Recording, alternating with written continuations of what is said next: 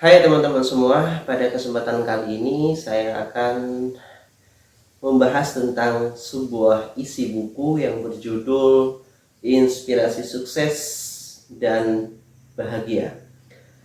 Nah, pada kesempatan kali ini saya akan membahasnya berdasarkan pemahaman saya tentang isi buku tersebut, tentu menggunakan bahasa saya sendiri teman-teman. Jadi kemungkinan besar juga nanti saya akan mengkolaborasikan dengan pemahaman saya yang lain tentang isi-isi dari buku tersebut. Oke, ini adalah bukunya ya. Ini saya tidak melakukan promosi ya, dan saya juga tidak bekerja sama dengan penulisnya ataupun penerbitnya. Ini murni karena saya ingin share tentang pemahaman saya dari buku ini ya, dan tentu juga mungkin nanti buku-buku yang lain ya yang saya miliki. Oke, langsung saja. Karena di dalam buku ini terdapat sekitar 11 bab ya atau pembahasan, maka kemungkinan besar di video saya ini juga akan saya bagi menjadi 11 bagian atau 11 part ya. Oke, kita akan masuk pada bagian pertama, yaitu pemberani. Dalam bukunya babnya adalah berani menuju bahagia gitu ya. Tapi di sini poin pentingnya adalah kata berani. Kira-kira kalau saya sebutkan kalimat atau kata berani, apa yang pertama kali muncul di pikiran teman-teman? Mungkin teman-teman punya bayangan sendiri atau anggapan tersendiri tentang apa itu berani. Tapi biasanya kalau kita mendengar kata berani, maka yang ada di pikiran kita yang pertama kali muncul adalah tentang orang-orang yang suka berkelahi, misalkan berani, punya keberanian dalam hal bergulat misalkan, atau punya keberanian melakukan sesuatu. Oke, itu memang secara umum ya berani gitu ya. Tapi dalam hal ini yang saya maksudkan adalah berani di sini sifatnya adalah hal-hal yang lebih luas dan tidak hanya bersifat tentang fisik ya, seperti berani bergulat dan semacamnya. Tapi di sini adalah berani yang secara makna adalah kita mampu melakukan sesuatu, melawan rasa takut, melawan tantangan, rintangan, dan berani mencoba melakukan sesuatu, itu adalah berani gitu ya. Sehingga saya bisa simpulkan bahwa kata berani di sini adalah ketika kita mampu melawan rasa takut yang ada di dalam diri kita sendiri, seperti itu. Nah, kemudian kalau kita berbicara tentang berani, maka di dalam buku ini dijelaskan ada beberapa ciri-ciri orang yang berani gitu. Salah satunya adalah orang pemberani biasanya dia memiliki sifat optimis ya. Artinya dia memiliki kepercayaan diri yang sangat tinggi, memiliki keyakinan yang kuat akan dirinya sendiri. Sehingga dengan sikap itulah maka dia akan berani melakukan sesuatu. Dia akan percaya diri untuk melakukan sesuatu, seperti itu. Kemudian ciri yang kedua adalah orang yang pemberani, dia akan memiliki ciri-ciri memiliki tekad yang kuat.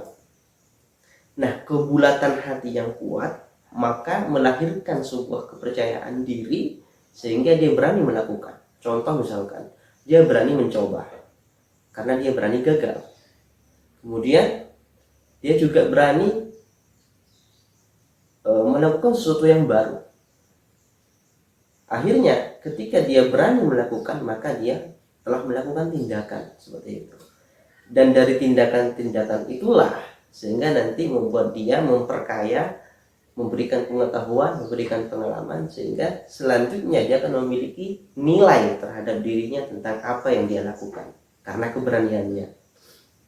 Kemudian selain dari kebulatan yang kuat atau tekad yang kuat, biasanya orang yang pemberani dia akan memiliki tanggung jawab.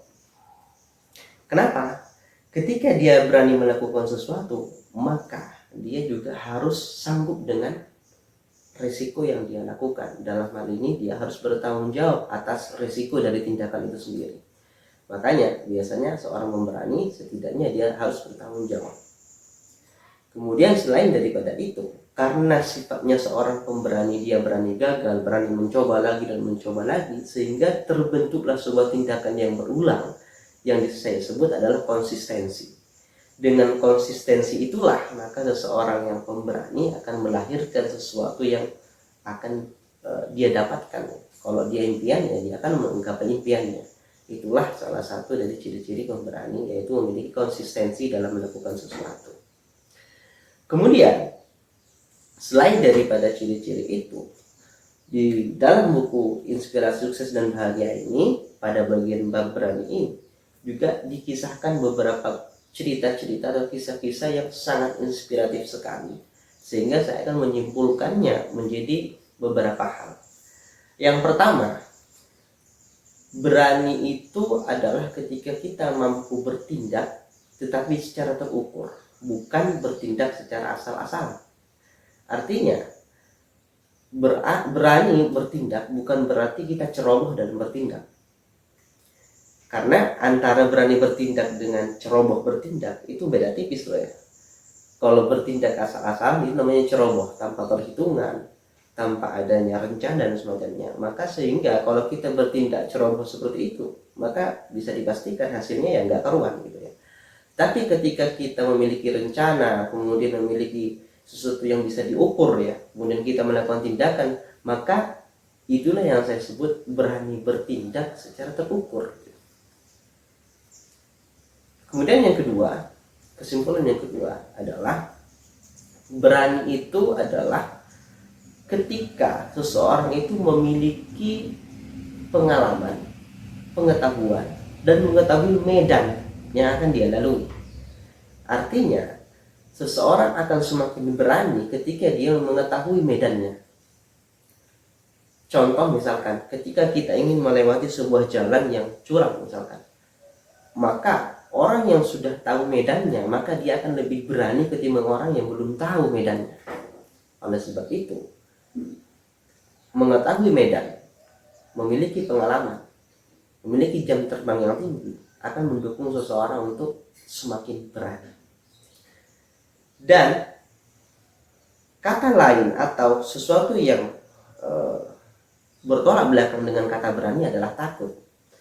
Satu hal yang perlu teman-teman tahu bahwa sebenarnya rasa takut itu ada di pikiran kita sendiri gitu ya.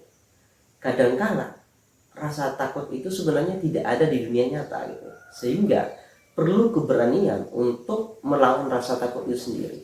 Sehingga ketika kita berani mencoba melakukan apa yang sebenarnya ditakut sebenarnya tidak ada di dunia nyata gitu. Sehingga oh iya ya, ternyata apa yang saya takutkan selama ini ternyata tidak benar-benar menakutkan gitu ya. Ternyata rasa takut itu sendiri adalah ketika kita menyimpan rasa takut di pikiran itu sendiri.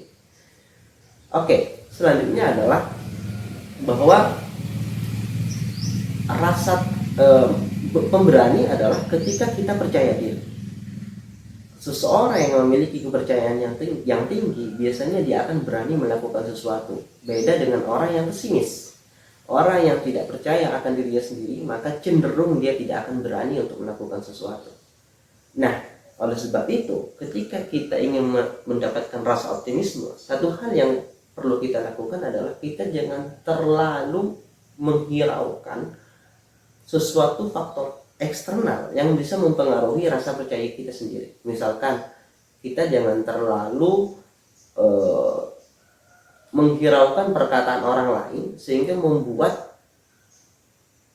rasa kita, kepercayaan kita menjadi ciut ya. Sehingga abaikanlah perkataan orang lain yang sebenarnya tidak penting ya. Misalkan mengecilkan kita, mengkerdilkan semangat kita, mengkerdilkan optimisme kita, itu perlu kita abaikan. Sifat-sifat yang sebenarnya negatif untuk kita gitu ya. Oke, kemudian yang terakhir, bahwa berani itu tidak mesti karena kita memiliki senjata. Maksudnya apa? Peralatan, kemudian senjata atau apapun yang bersifat alat itu tidak mesti membuat orang menjadi berani. Karena keberanian itu muncul dari dalam diri seseorang yang diperkuat oleh yang sudah saya jelaskan tadi, yaitu optimisme, kemudian diperkuat lagi dengan pengalaman, diperkuat lagi dengan pengetahuan, diperkuat lagi dengan jam terbang yang tinggi akan sesuatu, sehingga ketika kita memiliki beberapa komponen itu, maka kita akan menjadi lebih berani melakukan sesuatu. Oke, mungkin itu saja yang bisa saya bahas pada bagian part 1 ini, yaitu tentang menjadi berani menuju bahagia ya. Oke, jangan lupa tetaplah kita menjadi seorang yang berani menjalani kehidupan, berani mencoba sesuatu yang baru, berani melakukan terobosan-terobosan baru, sehingga kita menjadi insan yang terus berkembang dan bertumbuh. Oke, sampai jumpa di video selanjutnya.